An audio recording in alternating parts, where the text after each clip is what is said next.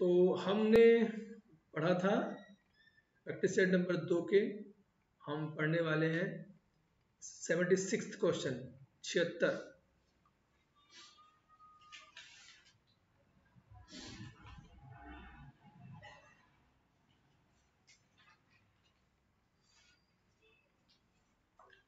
यहाँ पर filling the blanks है, 76 से 80 ब्लैंक्स फिल करने हैं। The wood cutter cut a tree, would cutter ने कट किया पेड़। देखिए कट की तीनों फॉर्म एक सी होती है, कट कट कट। कट की तीनों फॉर्म होती है एक सी, कट कट कट, याद रखेंगे, कट कट कट। लेकिन ये पास्ट इंडेफिनिट टेंस है, कैसे पहचाना? वुड कटर सिंगुलर है, अगर ये प्रेजेंट इंडेफिनिट होता तो फिर ये होता CUTS, CUTS कट्स होता है। प्रेजेंट इंडेफिनिट में एक वचन कर्ता के साथ, एक वचन कर्ता के साथ एस या ES लगाते हैं, बहुवचन कर्ताओं के साथ एस या ES नहीं लगाते। एस कहाँ लगेगा, ES कहाँ लगेगा? इसका सबसे अच्छा एग्जाम्पल है, आपको एक सेंटेंस लिखवाता हूँ। ज्यादातर ये सेंटेंस दुनिया का सबसे ज्यादा कहा जाने वाला सेंटेंस है, और वो सेंटेंस आपकी स्क्रीन पर ये रहा, आई लव यू। आपने देखा आई के साथ लव में एस या ES नहीं लगता, इसकी वजह यही है। और इसका जो जवाब है वो ये है, यू लव मी। देखिए यू के साथ भी हमने लव में ऐसे ES नहीं लगाया। रूल ये है हमारा, आई और यू प्रेजेंट टेंस में बहुवचन के रूप में देखते हैं, इसके साथ भी केवल आपकी फर्स्ट फॉर्म का इस्तेमाल करते हैं, ऐसे ES नहीं लगाते। इसके अलावा अगर सेंटेंस के अंदर एक वचन करता होता है, अगर ये होता ही, तो फिर हम लगाते लव्स, ही लव्स मी या शी लव्स मी। ये शी एक वचन है, ही एक वचन है, तो एक वचन के हिसाब से ऐसे ही लग गया। लेकिन वुड कटर यहाँ पर एक वचन है, इसमें कट से नहीं लगा, कट लगा है। इसका मतलब ये हुआ कि ये हमारी फर्स्ट फॉर्म ना होकर के ये हमारी सेकंड फॉर्म है, और सेकंड फॉर्म आती है पास्ट इंडेफिनिट टेंस में, तो जो क्वेश्चन टैग बनेगा वो पास्ट इंडेफिनिट का ही होगा। पहला सेंटेंस में हमारा निगेटिव नहीं है तो नॉट इसमें होगा, और डिड का इस्तेमाल भी होगा। देखिए डिड का इस्तेमाल सिर्फ दो में हुआ है, एक तो डिड ही और डिडंट ही। अब चूंकि पहला सेंटेंस में हमारा नोट है ही नहीं, इसलिए यहाँ पर ये didn't he is the right answer. Next sentence है हमारा नेक्स्ट सेंटेंस है हमारा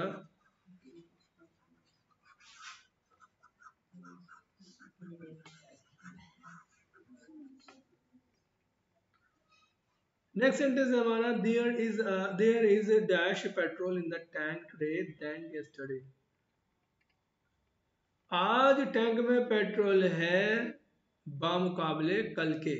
क्या कहना चाह रहे हैं, देख लेते हैं क्या कहना चाह रहा है। ऑप्शन क्या है, डैश लगाना है, ऑप्शन क्या है?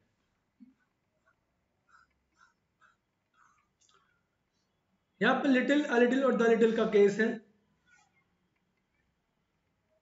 लिटिल, अ लिटिल, लेस और लेसर और मच। देखिए जब दो स्थितियों में तुलना की जाती है तो वहां कंपैरिजन होता है।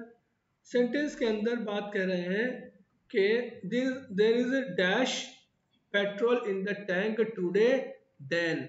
ये जो देन शब्द है जिस भी शब्द में जिस भी सेंटेंस में आ जाएगा, इसका मतलब है कि ये सेंटेंस कंपैरेटिव डिग्री का है, और जब कंपैरेटिव डिग्री का सेंटेंस है तो कंपैरेटिव डिग्री ही यहाँ पर आनी चाहिए।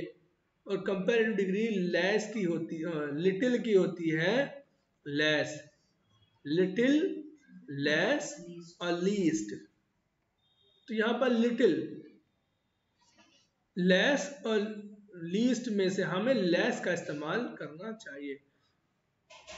यहाँ याद रखेंगे, लेस पहले से ही कंपैरेटिव डिग्री है, लेस का लेसर नहीं हो सकता। ये बिल्कुल ऐसा ही है। मान लीजिए बेटर, हम गुड का बेटर होता है कंपैरेटिव डिग्री, और हम इसमें कहते हैं ER और जोड़ दें बेटरर, तो बेटरर नहीं हो सकता, ऐसे लेसर भी नहीं हो सकता।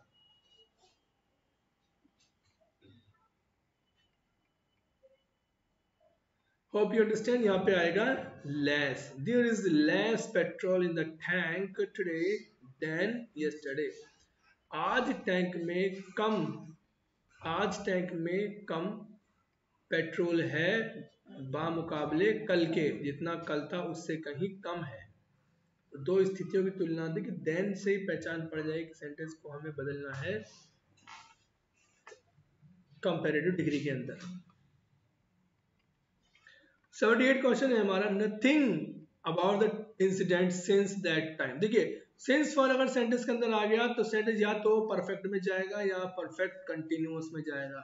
परफेक्ट परफेक्ट कंटिन्यूअस में हम सिर्फ दो हैं, ये ए और सी, इन दोनों में से कोई सा एक सेंटेंस सही है। हम देखें अगर हैज सेड ये एक्टिव है, हैज बीन सेड ये पैसिव है, हमें देखना एक्टिव की डिमांड है पैसिव की डिमांड है।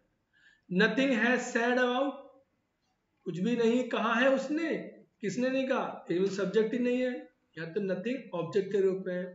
तो हैज बीन सेड आना चाहिए, nothing has been said is a much better नहीं, नथिंग हैज बीन सेड ही इस सेंटेंस का सही आंसर है, क्योंकि यहां पर डिमांड है पैसिव वॉइस की, और पैसिव वॉइस भी परफेक्ट हैज है बल्कि थर्ड फॉर्म वाला।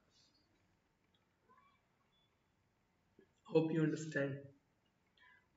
79 का है, a new book by typical publication next year, एक नई किताब।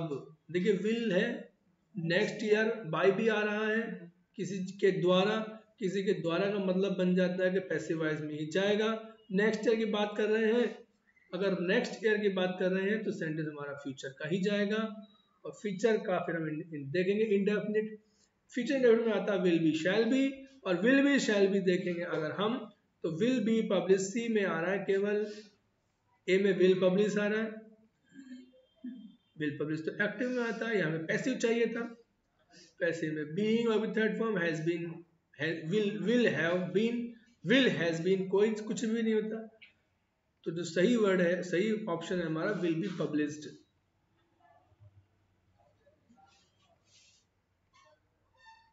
जो सही है हमारा वो है will be published. Hope you understand. इससे संबंधित अगर कोई भी क्वेरी अगर आपके हो तो आप मुझे जरूर कमेंट बॉक्स में बताना। आई थिंक आई नो, मुझे लगता है मैं जानता हूँ, याद रखेंगे थिंक और होप के बाद कंजंक्शन दैट का इस्तेमाल सुपरफिशियस लगता है, थिंक और दैट, थिंक और होप, याद रखें थिंक और होप, थिंक या होप, इस तरह के सेंस में।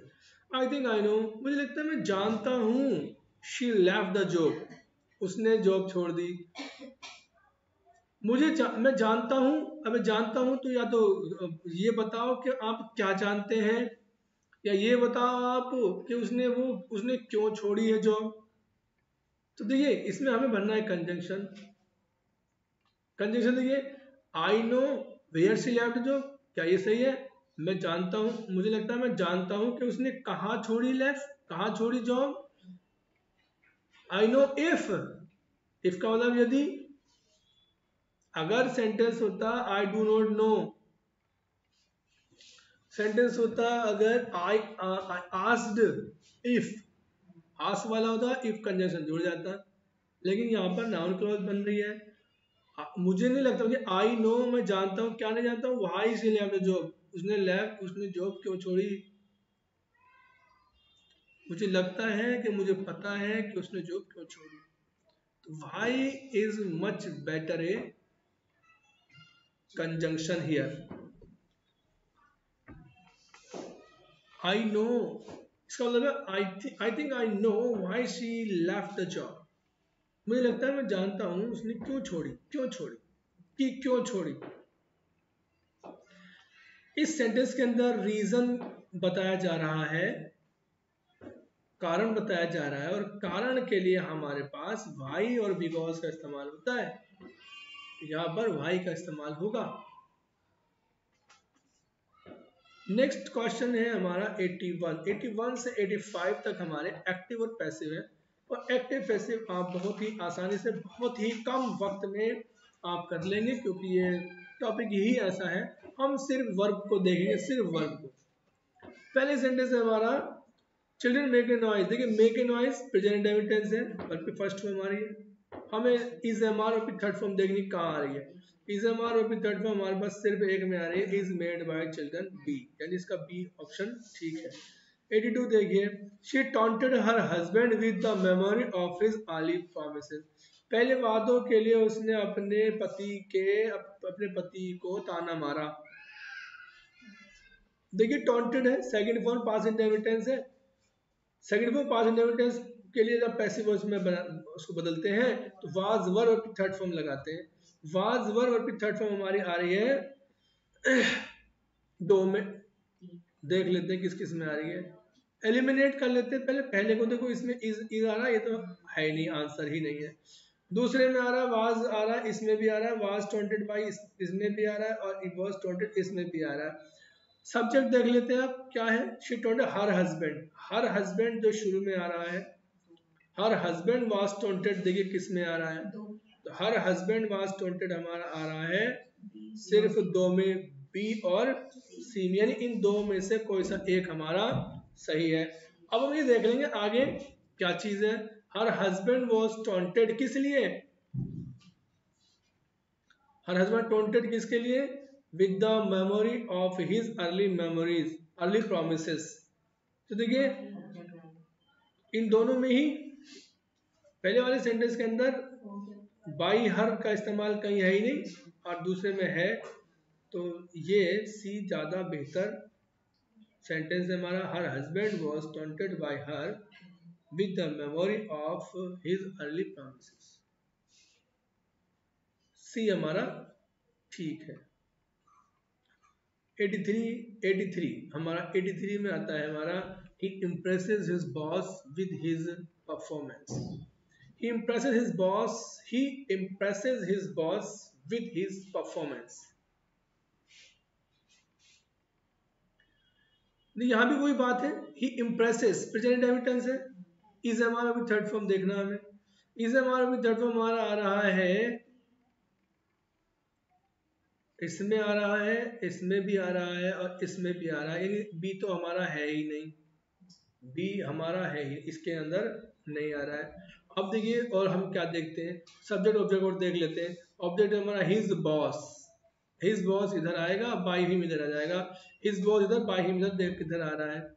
देखिए पहले में his boss is impressed by his performance, ये काफी हद तक ठीक लग रहा है सेंटेंस। तीसरा देखेंगे his boss is impressed at, impress at, impress का मतलब होता है किसी चीज के ऊपर, किसी चीज के ऊपर इंप्रेस होना, यह है किसी चीज के द्वारा इंप्रेस होना। Impress at, impress in, impress, सीधी बात है, his boss is impressed by his performance. बिल्कुल सीधा सीधा सेंटेंस है, सीधे कोई देखना, ऐसा नहीं है कि इम्प्रेस के बाद एट आप लगा दें। इम्प्रेस के जैसे इस तरह के जो सेंटेंस होते हैं कंफ्यूजन वाले होते हैं, इट डिपेंड करता है कि बोर्ड क्या इसको सही मानेगा।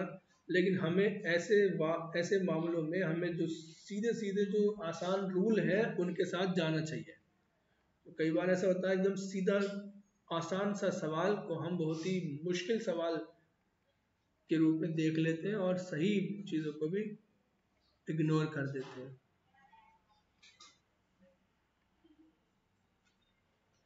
किस चीज के द्वारा इम्प्रेस किया जाता है, किसी बात पर आश्चर्यचकित होता है आदमी, तो वो अमेज्ड का इस्तेमाल हो जाता है, सरप्राइज, अमेज्ड किए, परफॉर्मेंस के द्वारा इम्प्रेस किया जाता है, इसीलिए यहाँ पर पहला ही सेंटेंस हमारा सही है। 84 सेंटेंस है हमारा, how was it managed by you. देखिए वाज, हाउ इंट्रोगेटिव सेंटेंस है, वाज के बाद अभी थर्ड फॉर्म आ रही है, वाज के बाद अभी थर्ड फॉर्म आती है पास्ट इंडेफिनिट टेंस में। सिर्फ ये देखना हमें मैनेज्ड, यू मैनेज्ड, हाउ से सेंटेंस शुरू होगा और उसके बाद वर्ब आएगी मैनेज। अब सॉरी इंट्रोगेटिव सेंटेंस है, पास्ट इंडेफिनिट का है, तो इंट्रोगेटिव पास्ट इंडेफिनिट में आता है डिड वर्ब की फर्स्ट फॉर्म। हमें ये देखना सेंटेंस में हाउ से शुरू होना है और डिड वर्ब की फर्स्ट फॉर्म कहाँ आ रही है। देखिए हाउ से सेंटेंस हमारा ये शुरू हो रहा है, लेकिन डिड वर्ब की फर्स्ट फॉर्म इसमें नहीं आ रही, ये डिड से शुरू हो रहा है, ये भी गलत है। हाउ डिड ये आ रहा है, देखिए how did you manage it, तो सेंटेंस हमारा सी इसका सही है। अब देखिए 85 हमारा क्वेश्चन क्या है। 85 में हमारा I was astonished at his behaviour. Astonish के बाद प्रीपोजिशन आती है एट, बाय की जगह एट प्रीपोजिशन आती है एस्टोनिश के बाद। अब भी बात वही है, वाज के बाद अभी थर्ड फॉर्म आ रही है, सीधी बात है, वॉज के बाद थर्ड फॉर्म आ रही है। हमें क्या करना है, सेकंड फॉर्म देखनी है बस। एस्टोनिश्ड देखना है कहाँ आ रही है, और at his behaviour, I was astonished at his behaviour, यानी सब्जेक्ट आएगा हिज बिहेवियर और वर्ब आएगी एस्टोनिश्ड। हिज बिहेवियर एस्टोनिश्ड, हमारा ये जो सेंटेंस आ रहा है वो सिर्फ एक में आया है, बी में हिज बिहेवियर एस्टोनिश्ड मी, ये हमारा सही है। देखिए his behaviour is astonishing, is आएगा ही नहीं, कोई मतलब नहीं है, क्योंकि वाज वर्ब की थर्ड फॉर्म पहले से ही आ रही है, पैसिव वॉइस है, हमें एक्टिव देखना है। एक्टिव में हमारा सेकंड फॉर्म चाहिए, सिर्फ सेकंड फॉर्म। सेंटेंस हमारा निगेटिव इंटरोगेटिव नहीं जो डिड चाहिए, हमें सिर्फ सेकंड फॉर्म चाहिए। सेकंड फॉर्म हमारी सिर्फ बी में आ रही है, हिज बिहेवियर एस्टोनिश्ड मी। ठीक है, सी क्यों गलत है, हिज बिहेवियर एस्टोनिशियस बल्कि फर्स्ट फॉर्म आ रही। अगर ये इज़ेमार वाला होता, आई एम एस्टोनिश्ड होता, तब एस्टोनिशियस आता, इसलिए ये सेंटेंस हमारा गलत है। Hope you understand. 85 क्वेश्चन हमारे हो चुके हैं, अब हम बात करें 86 की। 86 फिर से हमारा लिटरेचर आ जाता है। The complete name of Falstaff is sir John Falstaff.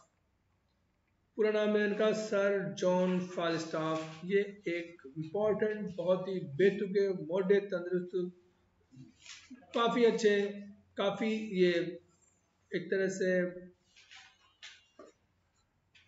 Fool character हैं, और 3 नाटकों में इनका ये फिगर करते हैं। और ख़ास बात इनकी ये है कि इनके बारे में क्वीन एलिजाबेथ ने कहा था कि शेक्सपियर साहब इनसे मोहब्बत करवाओ किसी से। हाँ, तो फिर इन्होंने नाटक लिखा था मेरी वाइफ्स ऑफ विंडसर, और उसके अंदर इन्होंने इनको फालस्टाफ को 2 औरतों से मोहब्बत कराई थी। और अब इसको पढ़ लेते हैं।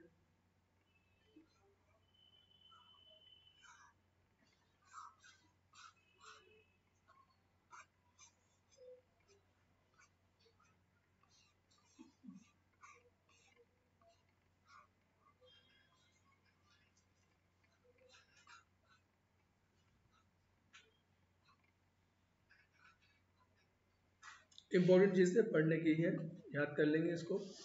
Full name of Falstaff is sir John Falstaff.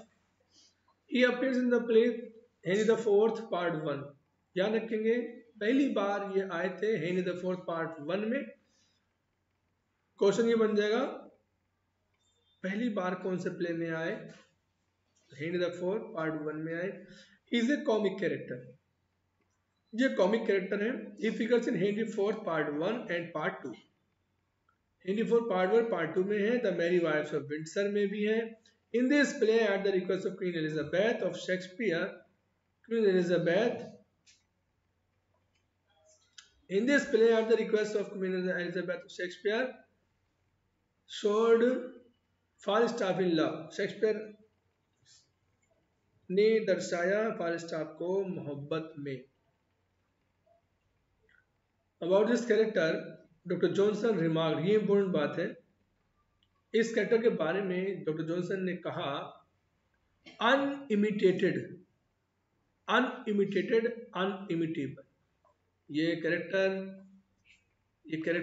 अनइमिटेटेड है, इसकी किसी ने ना तो नकल की है, अनइमिटेटेड, किसी ने ना तो इसकी नकल की है, अनइमिटेबल, और ना ही नकल करने योग्य है, कोई इसकी नकल कर सकता, मतलब इसके जैसा कैरेक्टर ना तो किसी ने बनाया है, ना इसके जैसा कैरेक्टर कोई बना सकता है। एक compound of sense and vice, ये आदमी एक कंपाउंड ऑफ सेंस, सेंस समझदारी का और वाइस बुराई का मिश्रण है ये आदमी। Unimitated, unimitable, a compound of science and vice. ये आदमी कंपाउंड है, मिश्रण है बुराई और अच्छाई का, समझदारी का और अच्छाई का। इसका जैसा करेक्टर ना तो कोई बना सकता है ना कोई किसी ने बनाया है। नेक्स्ट क्वेश्चन है हमारा इसमें,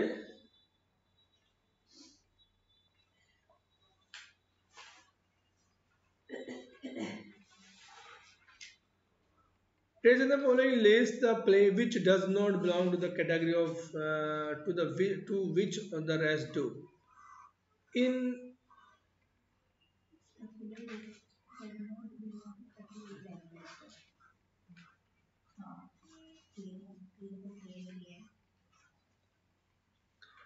ये 4 नाटक हमारे सामने हैं और हमें ये देखना है कि कोई बात इनमें ऐसी है जो बाकी 3 में है लेकिन एक में नहीं है। तो देख लेंगे। ओथेलो 4 ग्रेट ट्रेजेडीज में से एक है। मैं हेमलेट ये भी 4 ग्रेट ट्रेजेडीज में से एक है। किंग लियर ये भी is one of the 4 great tragedies of Shakespeare. और इसमें जो ओड है वो है हमारा द टेम्पेस्ट, क्योंकि टेम्पेस्ट शेक्सपियर के आखिरी नाटकों में से आते हैं। इनको ड्रामेटिक रोमांस की कैटेगरी में रखते हैं। बाकी के जो 4 नाटक हैं हमारे ड्रामेटिक रोमांस में, विंटर्स टेल, सिम्बेलिन, पेरिक्लेस, विंटर्स टेल और द टेम्पेस्ट। सिम्बेलिन, पेरिक्लेस, विंटर्स टेल, ये लिख रहा देखिए। The Tempest is one of the 4 plays. They are called dramatic romances. इन नाटकों को ड्रामेटिक रोमांसेस कहते हैं। इनमें पेरिक्लीज है, सिम्बेलिन है, विंटर्स टेल है और द टेम्पेस्ट स्वयं है। 4 नाटक है ये, याद रखेंगे।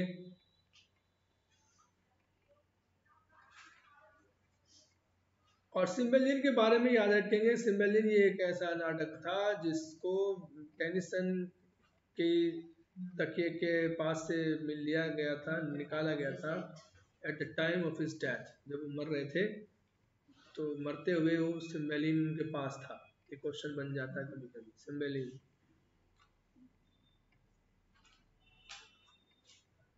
इसके बाद क्वेश्चन है हमारा 88। At the beginning of the play Macbeth the war was between. जब मैकबेथ प्ले शुरू होता है, मैं आपको सजेस्ट करूंगा 4 ग्रेट ट्रेजेडी जितनी भी हमारी होकम से जो हम देखते हैं, चारों के चारों को आपको बिल्कुल अच्छी तरह से याद करना है। और उसमें शुरुआत में लड़ाई हो रही है। लड़ाई किस किस की हो रही है? स्कॉटलैंड नॉर्वे की, डेनमार्क पोलैंड की, ग्रीस और जर्मनी की। None of these. स्कॉटलैंड और नॉर्वे। और नॉर्वे का राजा था स्वेनो। इसको मारा था, नॉर्वे का राजा था स्वेनो, इसको मारा था मैकबेथ ने। तब जाकर के ये युद्ध खत्म सा हुआ था। पढ़ लेते हैं हम इसको। 88 क्वेश्चन है हमारा। In Macbeth the thane of Cawdor, thane of Cawdor rebels against Duncan. Duncan के खिलाफ विद्रोह कर देता thane of Cawdor. In the king of Scotland, जो कि किंग है स्कॉटलैंड के, Duncan is the king of Scotland and helps Sweno. और ये जो काउडर है ये हेल्प करता है स्वेनो की, the king of Norway, Norway के राजा स्वेनो की मदद करता है थेन ऑफ काउडर, और रिबेल करता है अगेंस्ट, विद्रोह करता है अगेंस्ट किंग डनकन जो किंग ऑफ स्कॉटलैंड है।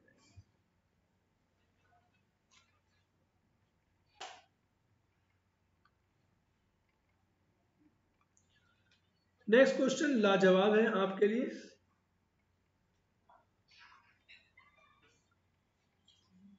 क्वेश्चन है हमारा। Which play of Shakespeare has been described by T.S. Eliot as an artistic success? T.S. Eliot ने कुछ नाटकों को तो शेक्सपियर के आर्टिस्टिक फेल्योर कहा है और कुछ को कहा है आर्टिस्टिक सक्सेस। आर्टिस्टिक सक्सेस का मतलब है कि कलाकारी के जो काम है किसी नाटक को लिखने में, उसके हिसाब से सक्सेसफुल कौन सा है और अनसक्सेसफुल कौन सा है। और आर्टिस्टिक सक्सेस याद रखेंगे। पहले आर्टिस्टिक फेल्योर की बात करेंगे। आर्टिस्टिक फेल्योर के अंदर इलियट ने हैमलेट को रखा है आर्टिस्टिक फेल्योर। याद रखेंगे फेल्योर। और आर्टिस्टिक सक्सेस को रख के अंदर रखा है मैकबेथ। मैकबेथ को रखा है। पढ़ लीजिए इसके अलावा भी कुछ है चीजें जो याद करने की है। In his critical essay Hamlet and his problem 1919, T.S.. Eliot first appeared in the Sacred Wood. T.S. Eliot declared Hamlet artistic failure and Antony and Cleopatra, Macbeth and Coriolanus artistic success. 1919 में एक ऐसे लिखा Hamlet and his problem, जो पहली बार sacred would जो कि इनकी book थी एलियट की उसमें छपा, और उसके अंदर इन्होंने हैमलेट को आर्टिस्टिक फेल्योर कहा, कलाकारी से बिल्कुल, कलाकारी के हिसाब से बिल्कुल बेकार प्ले कहा, जबकि एंटनी क्लियोपेट्रा, मैकबेथ और कोरियोलानस ये तीन नाटकों को आर्टिस्टिक सक्सेस की क्लास में रखा। Eliot loved to read Coriolanus very much, और इलियट को सबसे ज़्यादा फेवरेट इलियट का नाटक कोरियोलानस था। ये बात भी आपको याद करनी पड़ेगी।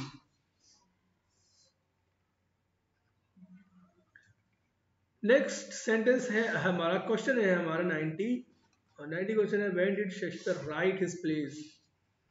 शेक्सपियर ने अपने नाटक कब लिखे? 15-16 सेंचुरी में, 14-15 सेंचुरी में, 16-17 सेंचुरी में, 17-18 सेंचुरी में। देखिए पहले हम 14-15 सेंचुरी की बात करें, ये मिरेकल मोनालिटी नाटक थे, और 15-16 सेंचुरी में भी यही चल रहे थे, मिरेकल मोनालिटी। और 16th सेंचुरी के अंदर हमारा शेक्सपियर आ जाता है। तो याद रखेंगे, देखिए 16 और 17 सेंचुरी के बीच का ये जो वक्तवा है, ये शेक्सपियर का ज़माना है, क्योंकि 1564 से 1616 ये वक्त हमारा शेक्सपियर का है, और 1564 के ऊपर हमारा 16 सेंचुरी हो जाती है। तो 16 सेंचुरी से हम आइडिया लगा लेंगे कि 17 सेंचुरी के अंदर शेक्सपियर के नाटक हैं ये। 90 क्वेश्चन हमारे कंप्लीट हो चुके हैं। 91st क्वेश्चन है, if one should be a prey how much the better to fall before the lion than the wolf. अगर एक इंसान को शिकार बनना ही है, अगर एक इंसान को मरना ही है, तो कितना बढ़िया होगा कि वो शेर के सामने मरे बामुकाबले एक भेड़िए के। अगर एक इंसान को मरना ही है तो बेहतर है कि वो शेर का निवाला बने, भेड़िए का क्यों बने। बढ़िया बात है, बहुत ही बढ़िया बात है। 12th नाइट की ये लाइन है, और बहुत बढ़िया स्पीच है 12th नाइट की। ओलिविया कहती है सिजेरियो के सामने, जो कि डिस्गाइज्ड है, जो कि डिस्गाइज्ड वोएला है, यानी वोएला है सिजेरियो के रूप में। ओलिविया से these words before वोएला who disguises as a page नौकर के रूप में वो है, डिस्गाइज करती है ऑफ ओर्सिनो के पेज के रूप में। इन द प्ले 12th नाइट, और 12th नाइट का दूसरा नाम है what you will.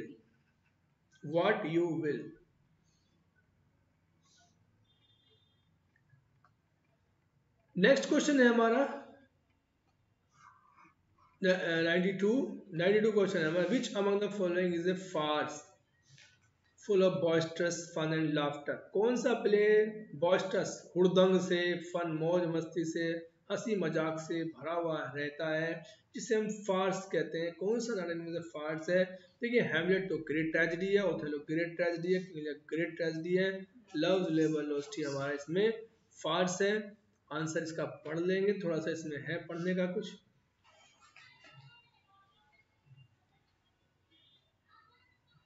Ji, Love Labour Lost by Shakespeare is put into the category of a farce. It sets in Navarre, ये नवायरे में सेट होता है, इसकी कहानी नवायरे की है, ये जगह है।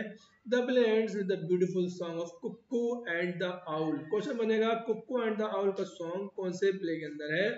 तो ये हमारा the love labour's lost when कभी कभी मैं देवानंद स्टाइल में बोलने लगता हूँ, तो you should not be take mind on that, क्योंकि स्टाइल देखिए वो कैसा था। लव्स लेबर लोस्ट, ये वाला स्टाइल नहीं है, don't worry. Loves labour lost के अंदर कुक्कू एंड द आउल का गीत है, और वो कुक्कू एंड द आउल का गीत है ये व्हेन डेड, ये वाला, ये स्टाइल देवानंद का। When daisy pied and violets blue, when icicles hang by the wall, Hamlet, ये इस तरह का। ये प्ले के, ये सॉरी, सॉन्ग की लाइनें हैं। व्हेन डेजीज पाइड, जब डेजीज लटकती रहती हैं, बहुत सारे गुच्छों में डेजी फूल हैं। वायलेट्स ब्लू, और वायलेट ब्लू बैंगनी से रंग के। And when icicles hang by the wall, और जब आइसिकल्स, आइस के टुकड़े लटकते रहते हैं, बाय द वॉल, दीवारों के साथ में, दीवारों के सहारे। जहाँ पर बर्फ जमता है तो इतनी ज़्यादा ठंड हो जाती है वहाँ पर कि पानी जैसे अगर टपक रहा होता है नल से भी, तो वो नल का पानी टपकते टपकते ही वो आइस बन जाता है। तो आइसिकल्स वही कहता है, वैसे ही कहते हैं आइस। आइसिकल्स का मतलब होता है छोटे छोटे आइस क्यूब्स, आइस कण, आइस के टुकड़े। ये क्वेश्चन बन जाता है कि violets blue and icicles hang by the wall, ये क्या है, ये किसने कहे। मैं सजेस्ट करूंगा आपको ये सॉन्ग जरूर पढ़ लें आप। इन सॉन्ग्स को जो जो मैंने आपको बताया है, और टू ड्यूटी वगैरह, ये सब आप ग्रुप में डाल दें, मैं इसको पढ़ा दूंगा, इस सॉन्ग्स को भी पढ़ा दूंगा मैं, जिससे कि निबट जाएगा काम। Hamlet, Othello, King Lear and Macbeth, यानी हुकम are the four great tragedies of Shakespeare.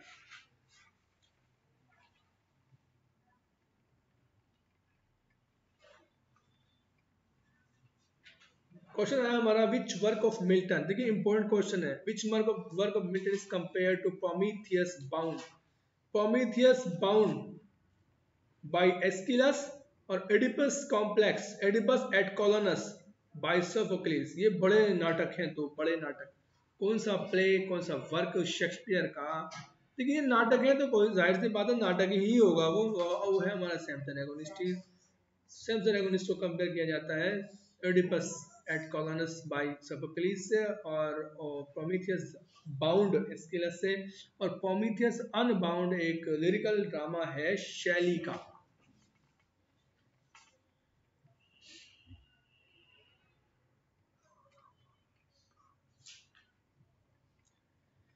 Question बहुत इंपॉर्टेंट है 94, हु कॉल्ड वर्सत फिलिस्टीन। वर्सत को फिलिस्टीन किसने कहा।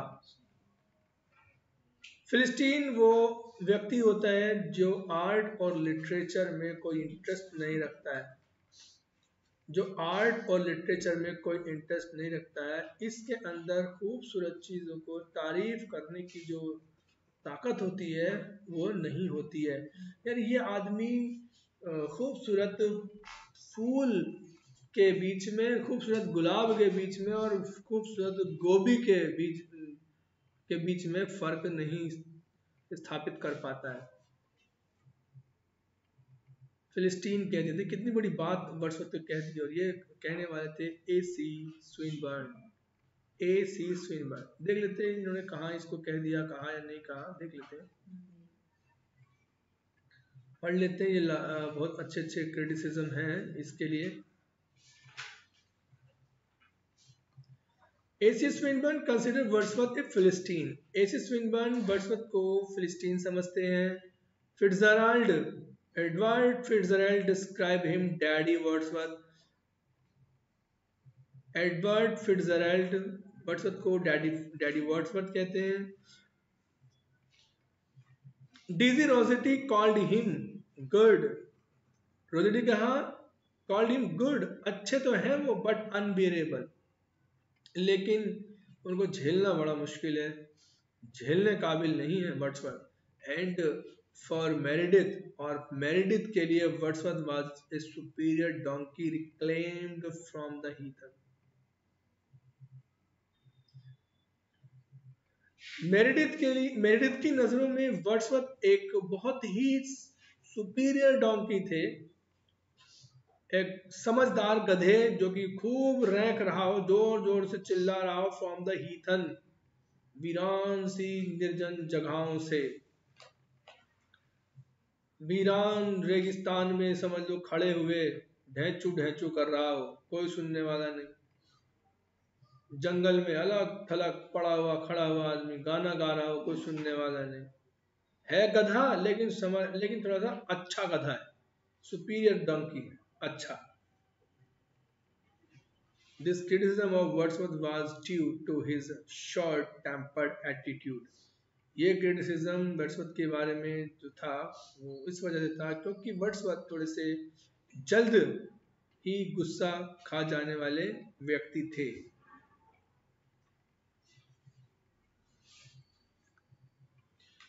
यहाँ पर हमारे ये नहीं 95th क्वेश्चन और बचा है हमारा ये, who is the comic character या fool in the play Two Gentlemen of Verona. Two Gentlemen of Verona के अंदर कौन कॉमिक कैरेक्टर है, फूल है या क्लाउन है? बहुत ये सारे के सारे क्लाउन आपको इन बुक्स में आ जाएंगे। चैप्टर ये प्रैक्टिस सेट 2 है अभी हमारा, जब आप 10 तक आएंगे तो लगभग बहुत क्वेश्चन आपके सामने आ जाएंगे ये, और इसका आंसर है हमारा स्पीड एंड लॉन्स। हाँ, टू जेंटलमैन ऑफ वरुणा के अंदर 2 ही बेवकूफ हैं, और दोनों है, एक का नाम है स्पीड है, एक का नाम है लॉन्स।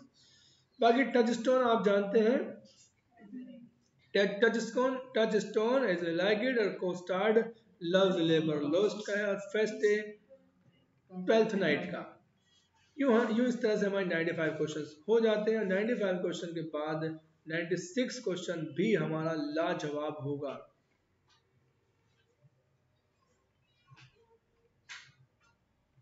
और 96 क्वेश्चन है हमारा मिसेज आकांक्षा, ये भाभी है हमारी।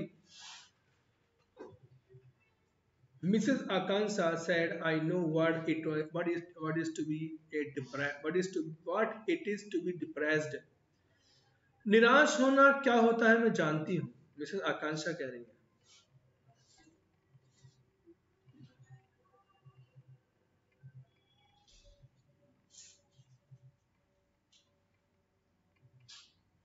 देखिए, डायरेक्ट से इनडायरेक्ट को निकालने का भी आसान तरीका यही है कि आप सिर्फ रिपोर्टिंग वर्ब देखें, कंजंक्शन देखें, और ज़्यादातर हमें सेंटेंस हमारा मिल ही जाएगा, पक्का मिल जाएगा। देखिए रिपोर्टिंग वर्ब में रिपोर्ट स्पीच का जो वाक्य हमारा असर्टिव है, यहाँ देखेंगे सैड की जगह सैड के साथ आ रहा I know what it is. I know का मतलब है मैं जानती हूँ। कभी कभी ऐसा होता है इस तरह के वाक्य हमारे नो को रिपोर्टिंग वर्ब में ही जोड़ देते हैं। Akanksha, Mrs Akanksha knew that what it is to be depressed. हम सिर्फ ये देखेंगे, देखिए ये इज़ेमार आ रहा है यहाँ पे रिपोर्टिंग वर्ब पास्ट टेंस में, तो इज़ेमार को वाज में बदलना, बस ये ध्यान रखेंगे। इससे हमें बहुत सारी चीजें मिल जाएंगी बिना देखे। इट वाज टू बी आएगा कहीं ना कहीं, और रिपोर्टिंग वर्ब में सैड और दैट आएगा, और अगर नो को रिपोर्टिंग वर्ब माना हो तो न्यू दैट आ जाएगा। सेंटेंस है हमारा Mrs Akanksha said that she was knowing, तो गलती हो गया। Mrs Akanksha said that she knew what it was to be depressed. देखिए सैड का सैड आ रहा है, दैट भी कंजंक्शन आ रहा है, शी आ रहा है, न्यू भी आ रहा है, it was to be depressed, ये भी ठीक है ना, कहीं हद तक काफी ठीक है। इट वाज भी आ रहा, सी में नोज आ रहा है, नोज के कोई मतलब नहीं बनता है।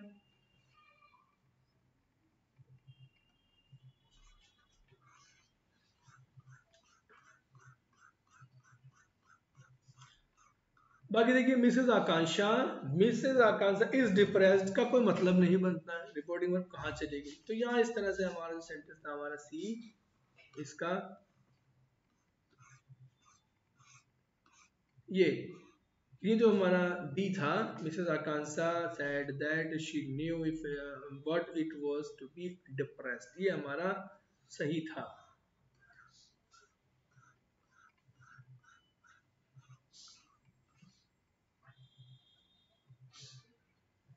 अब देखिए वापस हम आएंगे 97 पर। हु नाउ, कौन अब, they had asked, will listen. देखिए रिपोर्टिंग वर्ब हमारा ये है, दे हैड आस्क्ड, ये रिपोर्टिंग वर्ब है, और रिपोर्टेड स्पीच हमारी है ये, who now will listen to our troubles and protect us from the crocodiles, ये है। अब देखिए सीधी बात है, यहाँ पे हमारा सेंटेंस है हमारा इंटेरोगेटिव सेंटेंस है हमारा, ये इंटेरोगेटिव क्वेश्चन मार्क वाला है, तो जाहिर सी बात है उधर रिपोर्टिंग वर्ब में आस्क्ड का इस्तेमाल होगा, और सेंटेंस हमारा हु नाउ से शुरू हो रहा है, तो ये हु से ही शुरू होगा। याद रखेंगे जितने भी हमारे निकटता दर्शाने वाले शब्द होंगे, नाउ का देन बदल देते हैं, दिस को दैट बदल देते हैं, हियर का देयर बदल देते हैं, बस इसी से पता लग जाएगा। देखेंगे हु नाउ में हु देन कौन से में आ रहा है, और देखिए विल, ये विल लिसन आ रहा है, विल लिसन, वुड लिसन, देख लो बस कहाँ आ रहा है, इसी से काफी हद तक पता लग जाएगा हमें। यानी आस्क्ड, देन और वुड, आज देन और वुड देख लेंगे कहाँ आ रहा है।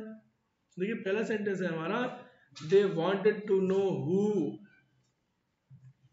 इसके अंदर देखिए कहीं देन नहीं आ रहा है, who will listen to their troubles and protect them from the crocodile.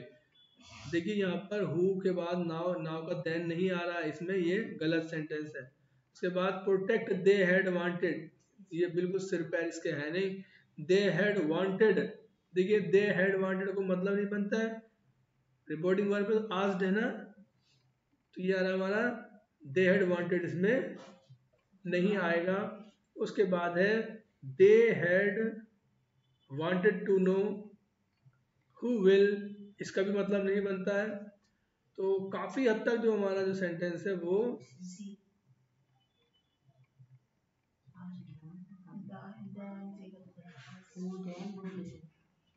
Who then would listen, अच्छा ये बिल्कुल अलग तरीके का सेंटेंस है हमारे पास।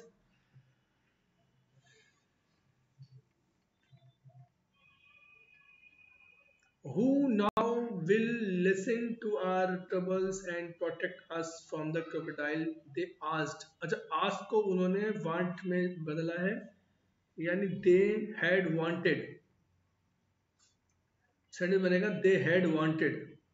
तो they had wanted में है हमारे दो, ये C और D, they had wanted, they had wanted to know who,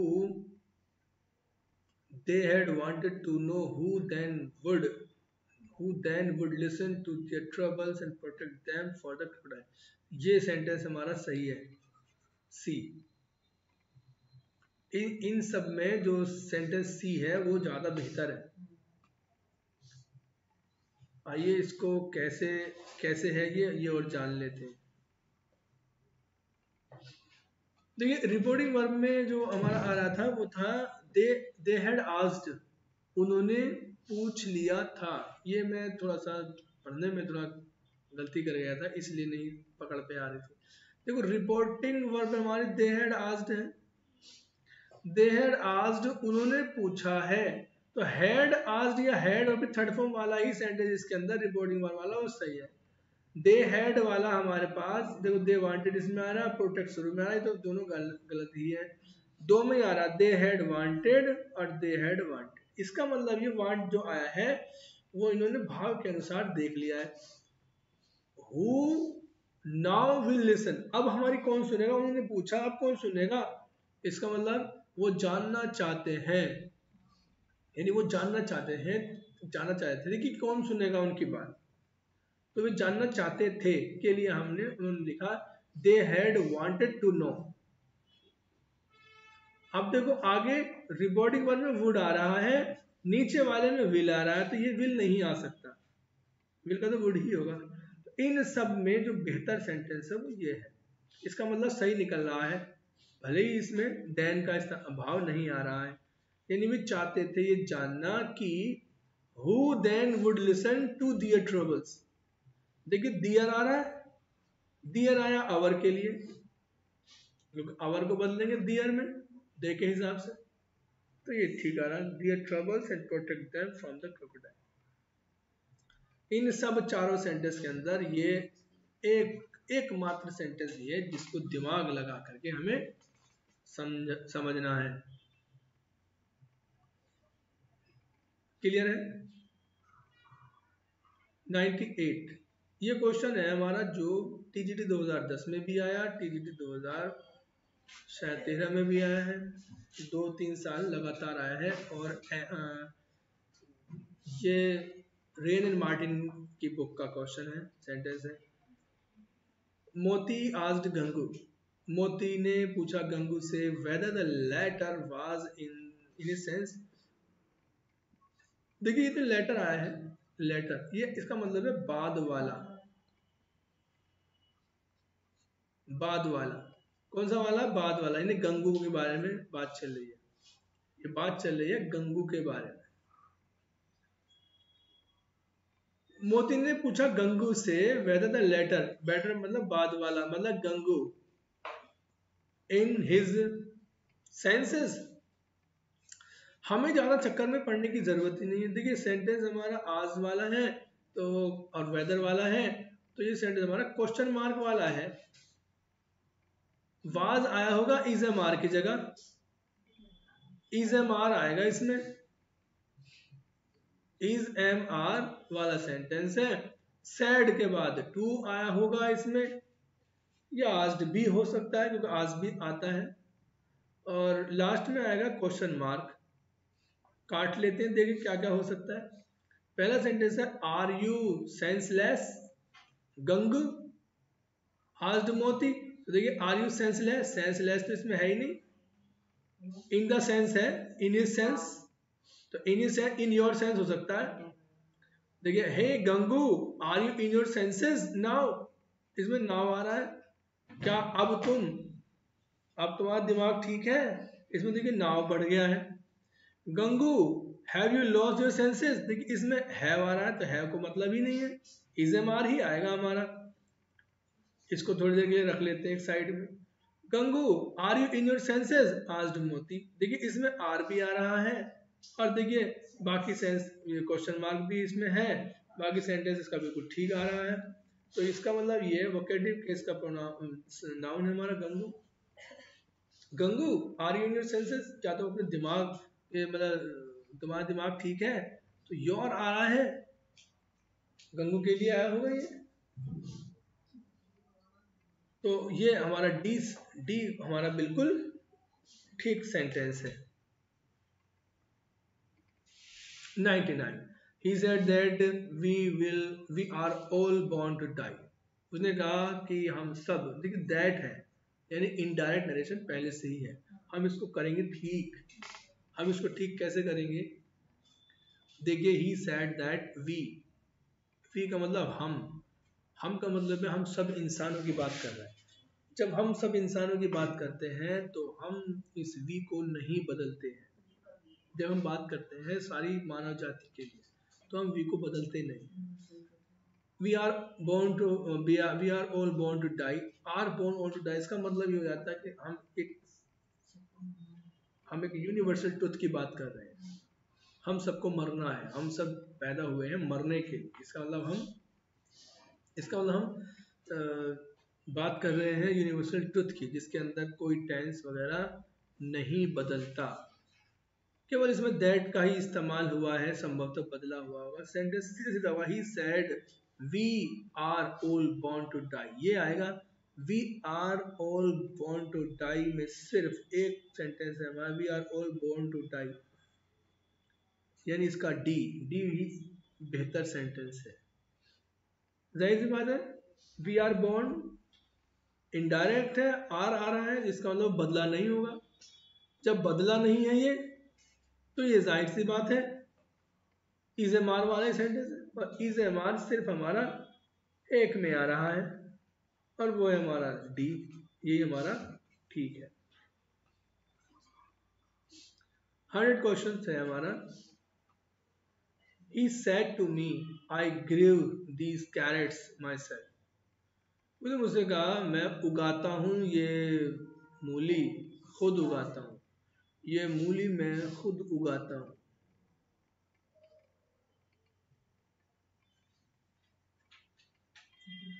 देखिए सेड टू को मैं टोल्ड में बदलना है, असर्टिव है इधर सेंटेंस, सीधी बात है।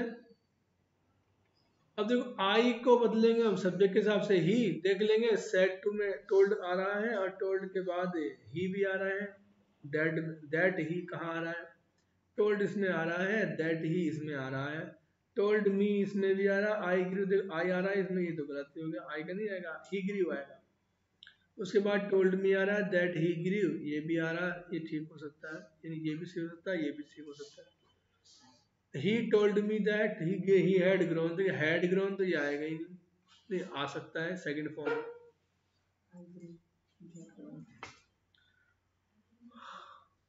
ग्रीव सेकंड फॉर्म में, सेकंड फॉर्म मिल जाएगी, हेड होगी थर्ड फॉर्म में, हेड होगी थर्ड फॉर्म एक में ही है और वो ये है, हाँ दीज का दोस्त भी है, कहीं से भी मिल जाएगा, ये जितने भी टाइम दर्शाने वाले शब्द हैं उन पर टिक लेंगे। तो डी हमारा ज़्यादा, सबसे ज़्यादा अच्छा सही ऑप्शन है। He told me that he had grown those carrots himself. 100 questions हमारे प्रैक्टिस सेट 2 के हो चुके हैं। आज हम बात करेंगे 101 की।